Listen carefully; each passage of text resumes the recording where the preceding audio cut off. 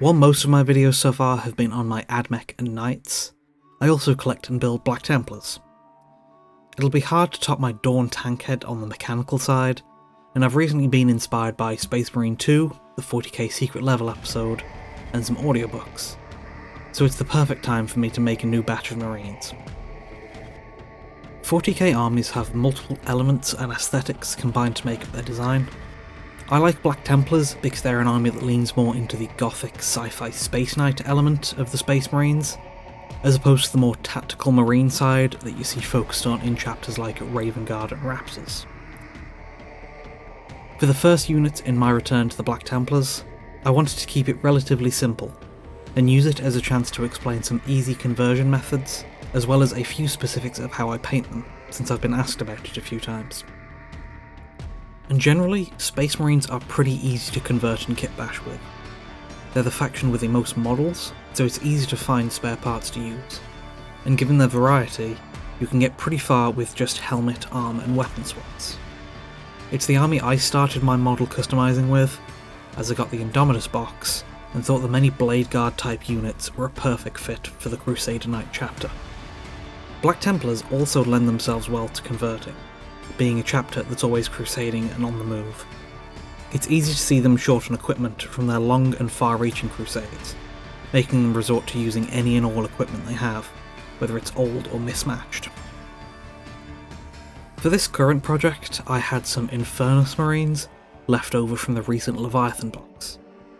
I'm not a huge fan of their loadout, so converting them to a mixed weapon squad will help me make use of other spare bits, as well as be more appropriate for mixing in with a Black Templar Crusade squad or a kill team. For the actual building, these Infernus Marines are easy to build or push-fit models. You get them in a lot of cheaper boxes or bundles, but they aren't that good for in-depth conversions, as they have some weird part separation and tend to lack weapon options. But since I'm sticking to more simple part swapping, they should work just fine. And for the main parts I'd be swapping in, they're mostly arms and weapons that came from the Black Templar Crusade squad and Assault Intercessors kits that I had in my pile of leftovers from previous builds. If you convert a lot, you tend to have a collection of bits that weren't needed from the previous builds, and I find the more you convert, the more you'll have to convert with in the future. As for places to get Black Templar bits from, the Black Templar specific kits are the obvious ones, but specifically the Crusade Squad and Sword Brethren, as they're units with a decent amount of optional parts and some nice extra decorative bits. For non-Black Templar specific bits, anything knightly works, like the Blade Guards or Dark Angel stuff, and there's also a fair amount of Horus Heresy kits that would work, especially from their founding chapter of Imperial Fists. For mine, I just stuck with the spare Crusader Squad weapons, like I mentioned before, and it was easy to glue together, only needing to cut off any arm or shoulder parts that were moulded onto the Infernus Marines' bodies. I did run into a slight problem with the shoulders, given the Infernus bodies had them moulded onto the arms, but the Crusade Squad arms didn't. I didn't have a lot of spare shoulder pads, and I also didn't want to buy the fancy Black Templar shoulder pads from the upgrade kit just for some basic troops. So, I used the shoulder pads from the Infernus Marine arms that I didn't use, cutting off the arms themselves, drilling out most of the inner shoulder, and then trimming the rest with my hobby knife until they fit. With all the arms sorted, I added the helmets, also kept mostly simple with the default Primaris helmets, except for one Mark 7 I swapped in. There are some Black Templar specific helmets from their kits, and the plate armour like faceplate from the Blade Guards also were. I like the angry expression of the Mark 7 and 8 helmets, and think it really fits the Black Templars. I got mine from the old Black Templar upgrade kit, but that's out of production now. There are increasingly fewer kits to get the old helmets from, mainly just the firstborn kits like Tactical, Devastator and Vanguard Veteran squads. I'm hoping there'll be a Mark 7 squad released for the Horus Heresy at some point, but it may be worth looking into 3D printed alternatives in the meantime. With the main bodies together, I turn to their power packs, which are a place I often see decorated on Black Templars. It's the perfect area to attach extra bits, but just some smaller ones for this squad though. Best leave the larger, shinier relics to more veteran units like Sword Brethren. Replicating a part from the actual Crusader squad, I glued a few resin candles I had to the top of one. For another, I grabbed a skull from the Citadel Skulls kit, and drilled a hole through it to glue in a paperclip wire, and one final power pack topper I added afterwards was a small sensor bit I took from a Skitarii pack. Then the next part is an essential for all Black Templars, coming from a tradition of theirs going all the way back to their founder Sigismund, and that's chaining their weapons to their arms.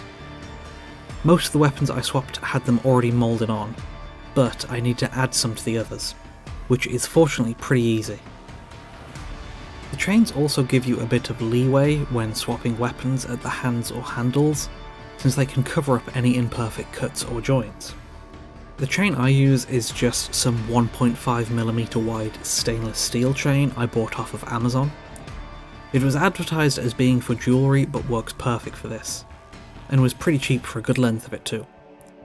I just superglued one end to the inside of the hand, wrapped it 2 or 3 times around the hand, wrist and weapon base, cut it with some tough nippers, and glued the other end down, along with any parts that were too loose. Then there were only some minor details left. Just smaller things like relics, purity seals and tilt shields, which can also be pretty handy for covering up converting mistakes or messes. There were already a decent amount of them moulded onto the kits, so I only added 1 or 2 bits that came from the Crusader squad kit.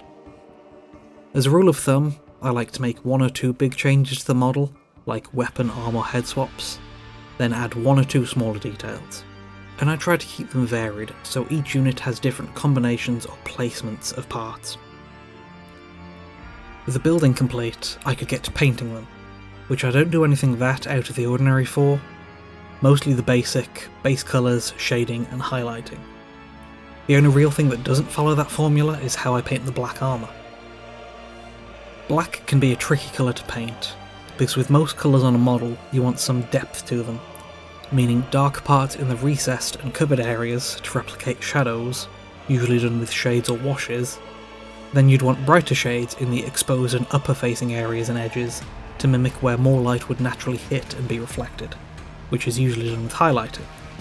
But black is already very dark and therefore hard to shade. The way I approach it, I start with a dark black primer of Chaos Black to coat the entire model. Then I use a slightly brighter shade of black, Corvus Black, to heavily dry brush it all.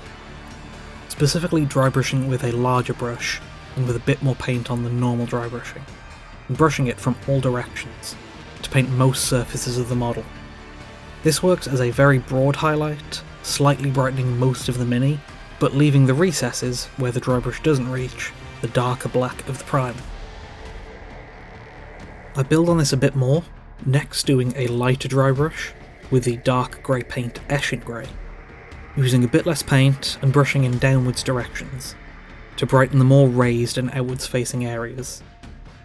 Then the last step is doing a very light dry brush with the grey paint Dawnstone, this time only using a little paint and a smaller dry brush, trying only to catch the most raised parts and edges of the model as a rough edge highlight. I try to use more neutral greys for my Black Templars colour scheme, as opposed to other schemes out there I see using navies and blue greys. This is mainly because I prefer to use warmer brown, red and orange tones that will come in later. You might notice I painted the shoulder pads differently. That's because painting white over black can be difficult and require lots of coats for a consistent colour. If the shoulder pads aren't moulded onto the arms, I prime them separately with a white, in this case White Scar.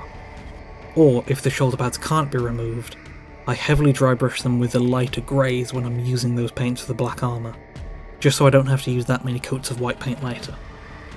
Then I just started working my way through the other colours of the scheme, regularly painting the corresponding areas of the model with the usual 2 thin coats. I do tend to stick to darker and duller colours, mainly because they stand out more on the black armour, and anything too bright might seem distractingly out of place. I used Surcoat Silver from the Too Thin Coats range for metal details like chains, lower halves of the weapons, and certain armour details. I used Corn Red for weapon casings, any exposed wires, and purity seals. I used Dried Bark for any leather details like pouches, weapon sheaths, and straps. Then I used Runelord Brass for the icon on the chest, relics or decoration, and any metal trim. I painted and cleaned up the shoulder pads, using Proacryl's Bold Titanium White for the inner parts, and Corvus Black for the edges. I was careful with the white especially, making sure to do multiple thin coats. Bold Titanium White is the best white paint I've used, but it still easily clumps and dries unevenly if you don't thin it properly. Then it was just a few minor parts left to paint. The eye lenses with Jacaro Orange, and any bone, parchment or tabards with Rakarth Flesh. With the base colours done, I moved on to the decals, which are pretty important for Black Templars heraldry. There's the chapter symbol for all of the plain shoulders. Crusade shield markings I put on the outer left greave or waist armour, and the squad markings on the knee, which isn't necessary but I like doing to keep track of the different squads I've made. I got some of the decals from Space Marine and Black Templar kits, but I also have some from the Mighty Brush. I also used some generic Space Marine imagery decals for the physical tilt shield on the 1 unit, which would go on top of a coat of white paint and Mephiston red. Just going off of existing Crusade shields via decals and codex imagery to determine pattern and placement. And it can be hard to apply flat decals on round surfaces like marine shoulder pads, but there's a few extra things I did to make sure they went on properly. First was to prepare the areas that the decal would be on with a gloss finish, using Ardcoat to make sure it's very smooth and there'd be no air bubbles trapped underneath the transfer. I also cut lines on the outer parts of the decals so they wouldn't fold up. Then, after applying them regularly with water, I went over them with decal softener, so they more easily conform to the round surface. And finally, after it's dried, I go over the whole area with a matte coat of Lamium Medium to remove any gloss, and paint over any still noticeable transfer edges with the original colour paint underneath. Then I could get to shading it. The black armour was already shaded, but there was still all the other parts. I normally use a mix of black and brown washes, in the form of dark tone and strong tone from the Army Painter, but for my Black Templars, I like to also mix in a flesh wash, because it has some nice warm tones that remind me of the classic John Blanche 3rd edition Black Templar art. I mixed my washes and got to shading the model, just using more black for the silver areas, more brown for the red and brown areas, and more flesh wash for the white and gold areas. Applying it is simple enough, I just make sure it doesn't pool too much anywhere, and to thin it more when going over any particularly bright areas like the shoulders. At this stage, I also use the black wash to darken any of the armour if I dry brushed it too heavily earlier on in the painting. A small extra step I do to shade the eyes, but also give them a small and simple glow, is to go over the lenses and socket area with the orange contrast paint Magmadroth Flame. For the basing, Black Templars are a crusading fleet, not having any homeworld or staying in any particular region, so there's not a strongly associated terrain to place them on. Personally, I like to use a dusty Martian red-orange base, because it's some nice colour compared to the dark model, and also builds on the warm tones I mentioned before. I kept the bases featureless during the building, to keep the model simple and do the terrain with just paints and texture pastes. I started with a coat of Doom Bull Brown, to make sure none of the black of the plastic comes through after the next step, which was a layer of the technical paint Martian Iron Crust. Once that dried, I quickly gave some depth to the base by dry brushing it with Jacaro Orange, which really brings out the texture from the Iron Crust. Then I shaded it all with a mix of the brown and flesh washes. And I also do those last two steps to the feet of the model, which helps make the units fit and seem a bit more like they're actually in that location.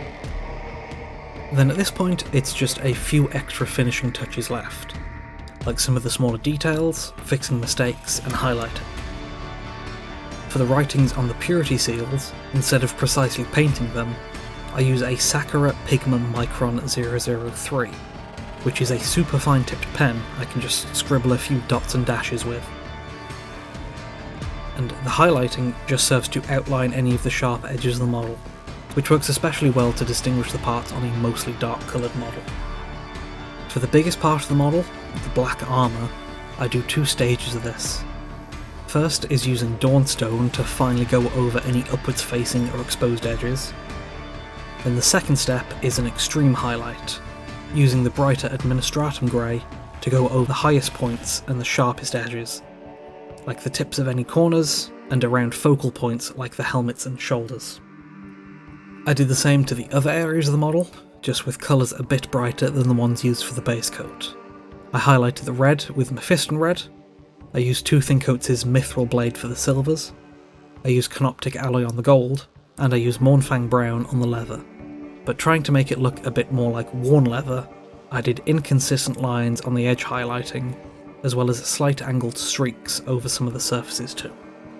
Then I finally finished the painting off by cleaning up the edges of the base, just giving them a quick coat of the matte Vallejo model colour black.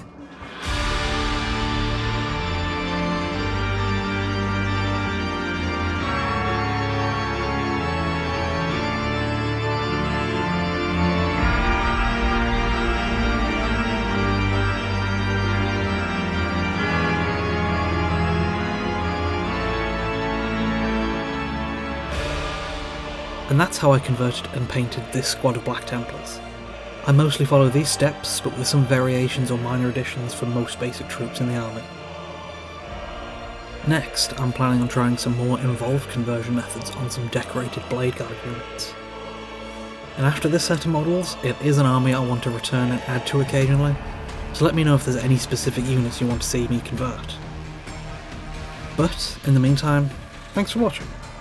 If you want to keep up with my building between videos, I post progress pictures on Twitter, Instagram and a few other places you can find links to in the description. And if you want to support me directly, I have a Patreon too. And speaking of that, I'd like to thank the people who support me on that, who are Kyra, The Lich's Laboratory, Philip Mitchell, Tallyran, and Quirky Perception.